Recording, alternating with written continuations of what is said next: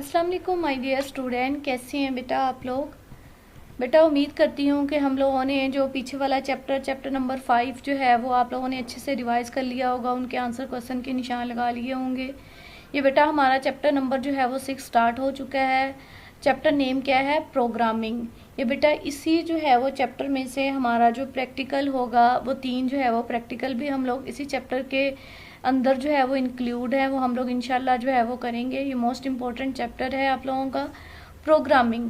Programming बेटा होता क्या है? प्रोग्रामिंग होता है हमारा जो कंप्यूटर प्रोग्राम होते हैं, यानी जो कंप्यूटर पर हम लोग प्रोग्राम राइट करते हैं उनको टेस्ट करना, उनको एनालाइज करना, उनको मेंटेन करना, उनको डिज़ाइन करने का जो प्रोसेस होता है वो क्या होता है?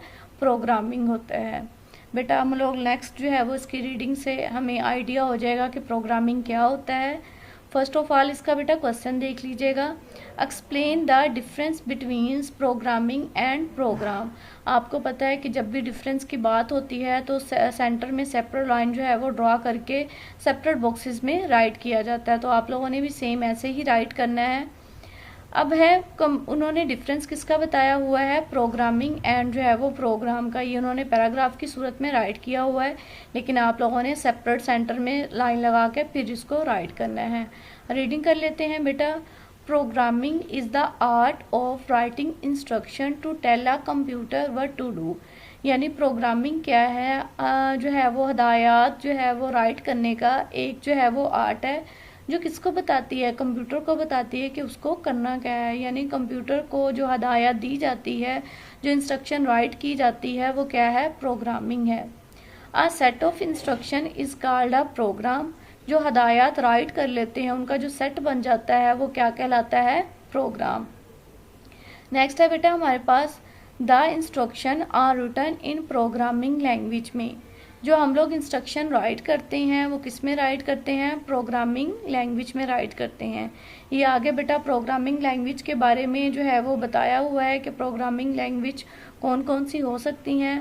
प्रोग्रामिंग में be done in a textual computer language, जैसे कि GW बेसिक, C और C++ हैं।